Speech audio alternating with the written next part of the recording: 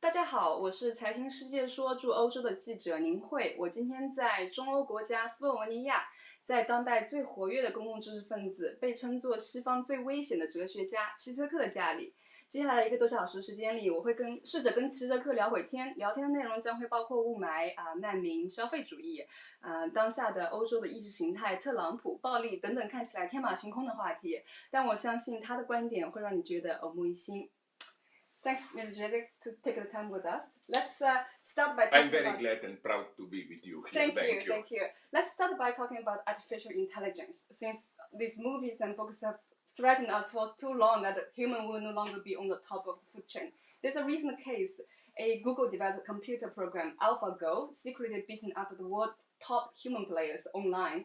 Go is considered traditionally quite difficult board game for AI to master. It's a sign for AI to soon outsmart human. A very related discussion is the immortality, the idea that genetic engineering, regenerative medicine, nanotechnology will speed up the evolution of human race, but just for the very few people. So the idea is that future will not be in the hands of human as we know, but in the hands of a thinking machine or a mutant human race, an elite. What is your take on that? Do you think that's really going to happen? I think that although often researchers, not real researchers, but popularizers of artificial intelligence exaggerate, but I think that something extremely important is happening here. Incidentally, in Europe, the same thing happened over a decade ago. Maybe some of our listeners remember this. You know, when a computer beat in chess Garry Kasparov, it was over. Chess is now no longer as popular as that. For example, 30 years ago, 40, when I was younger, I remember, in our newspapers, the sports section says sports and chess. It was regularly reported and so on. Now chess is out. So we reject a game that AI could master? But why? Is that because you are somehow aware that you are playing a second violin. That machine beat us. But then if machine beats us on everything, would us then become an inferior class? This is a big question. You know which problems I see, if I may go a little bit more into theoretical water. First, you said very well, for some people who will become immortal. So my fear is not simply we humans will become immortal or some will not. It will affect all of us. But what I fear is that it will affect in a different way different classes. The rich one will build themselves into super being, privileged, while they will also begin to genetically modify ordinary people to be ideal workers and so on. But so, I remember a wonderful joke from Soviet Union, which I think we should apply here. This, namely, when people ask, and that's the big dilemma, what will happen with advance of artificial intelligence and computerization, brain sciences, genetic manipulations? The dilemma is this one. Will we humans, even if it is only an elite, still control the development? Some people dream like Ray Kurzweil. His idea is that we humanity all will enter a new stage called singularity, where we will all participate in one universal intelligence, or will we be simply reduced to puppets regulated by a blind machine? And now I remember a wonderful joke from Stalinism, where the idea is that in the mid-30s in Politburo, they debate, will there be money in communism or not? And so the right-wingers, Bukharin and so on, say money is natural, you cannot, so there will be money. The left-wingers say, no, money is capitalist alienation, there will be no money. Then Stalin intervenes and says, it will be a dialectical unity of both. There will be money and there will not be money. And they perplexed, ask him, but how do you mean, Comrade Stalin? Stalin says it's very simple. In communism, some people will have money, other people will not have money. So I think that's the thing, is that some people will control, the other will be controlled. And it's already happening. It's very, what I especially fear, and with my connections. I know some people who know people who work for these mysterious government defense agencies. Even military strategy is moving in that direction. It's no longer just atomic bombs and chemical weapons. It's different ways to manipulate this. But okay, let's go to basic problems. The problems I see are this one. I think that even philosophically, by philosophically I mean at the basic level, what is happening with the human being today.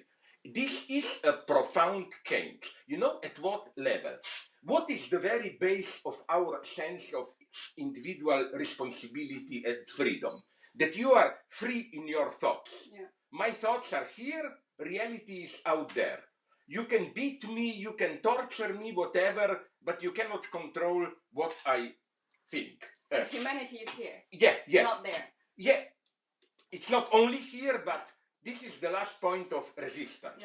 But what we know is happening now is that this gap that separates inside from outside is slowly disappearing. Sorry. For example, I have some friends who are doing this brain science research, and they told me, you know, to what extent they can already directly connect our brains, what we think, to external machines. For example, you know, Stephen Hawking, crippled. He no longer even has to move his finger. They already can connect with some electrodes to a computer his brain, and he just has to think strongly forward, and his wheelchair moves forward. So it is happening. It is happening, but you know what's the danger? Now this sounds wonderful. We are becoming like gods. I think about something, it happens in reality. Usually we think only God can do things. He thinks it happens. But you know, what goes out goes in. This means that only in the other direction you can also do it. That you can, and I was told that they don't even want to make it public, but it's tremendous progress here.